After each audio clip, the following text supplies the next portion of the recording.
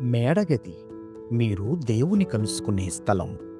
1953 సంవత్సరం నుండి నేటి వరకు, అనగా గత 72 సంవత్సరాలుగా నిరాటంకంగా ప్రచురితమవుతూ 3 తరాల ప్రజలను విశ్వాసంలో అనుదినము బలపరుస్తున్న ధ్యానాలు ఇప్పుడు యూట్యూబ్లో మీకోసం.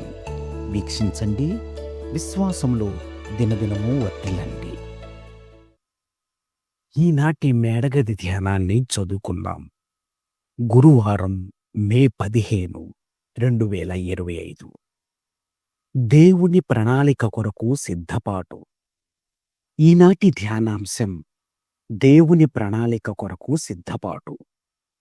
ఈనాటి వాక్య భాగంగా సమూయేలు మొదటి గ్రంథం 17వ అధ్యాయం 32 నుండి 37 వచనాల వరకు చదవండి. ఈనాటి ముఖ్య వచనం: దావీదు, నీవు కత్తియు ఈటెయు బల్లెమును ధరించుకొని నా మీదికి వచ్చుచున్నావు. అయితే నీవు తిరస్కరించిన ఇశ్రాయేలీయుల సైన్యములకు అధిపతియగు యెహోవా పేరట నేను నీ మీదికి వచ్చుచున్నాను. సమూయేలు మొదటి గ్రంథం 17వ అధ్యాయం 45వ వచనం. నా చిన్నప్పుడు మా సండే స్కూల్ టీచర్ ఒక బొమ్మల పుస్తకంలోంచి ఒక్కొక్క పేజీని త్రిప్పి చూపిస్తూ దావీదు గొలియాతు కథను చెప్పినప్పుడు నేను నా స్నేహితులతో కలిసి నేల మీద కూర్చొని ఆ కథను మొట్టమొదటిసారి విన్నాను. ఒక లేత యవన గొర్రెల కాపరి ఒక మహాబలుణ్ణి కేవలము ఒక ఒడిసెల రాయితో ఎలా ఓడించాడన్నది ఆ పుస్తకం వివరిస్తుంది. ఈ మధ్య సమూయేలు మొదటి గ్రంథాన్ని మొదటిసారిగా చదివే వరకు దావీదు కథలోని ఒక ముఖ్యమైన వివరణను నేను గ్రహించలేదు. దావీదు ఎదిగే వయస్సులో తన తండ్రి గొర్రెల మందను కాస్తున్నప్పుడు అతడు తన మందను క్రూర మృగాల నుండి కాపాడవలసి ఉంది. ఒక సింహం గాని ఎలుగుబంటి గాని మందలో నుండి ఒక గొర్రెను ఎత్తుకొని పోవడానికి ప్రయత్నించినప్పుడు దావీదు ఆ క్రూర మృగాన్ని కొట్టి ఆ గొర్రెను రక్షించి తిరిగి తన మందలో క్షేమంగా చేర్చేవాడు.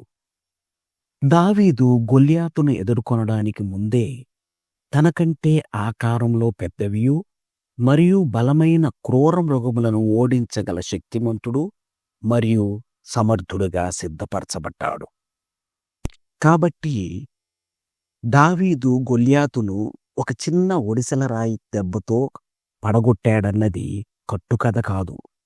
నిజానికి దేవుడు అతన్ని ఆ క్షణం కోసమే సిద్ధపరుస్తూ వచ్చాడు. అందుకు దావీదు కూడా తాను సిద్ధపరచబడి ఉన్నానని గ్రహించాడు. కొన్నిసార్లు దేవుడు మనలను పిలిచిన పనికి తగినంత జ్ఞానము లేక నైపుణ్యాలు మనకు లేవని భావిస్తుంటాం.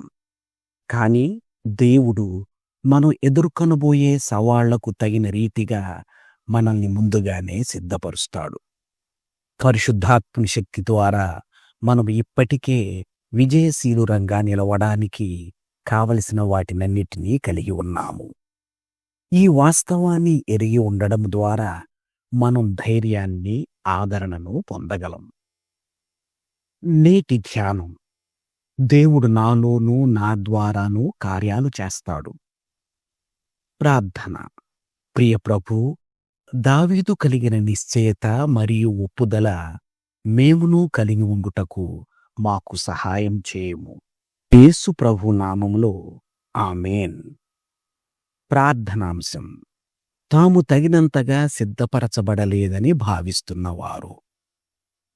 తన అనుభవాన్ని ఈనాటి ధ్యానంగా మన కోసం వ్రాసి పంపినవారు కేటీ డాడ్వెల్, ఇంగ్లాండ్. మేడగది అనుదిన ధ్యానాలు మీకు ఆశీర్వాదకరంగా ఉన్నట్లయితే వెంటనే మన ఛానల్ని సబ్స్క్రైబ్ చేయండి. లైక్ చేయడం, షేర్ చేయడం మర్చిపోకండి. దేవుడు మిమ్మును దీవించునుగాక. ఆమేన్.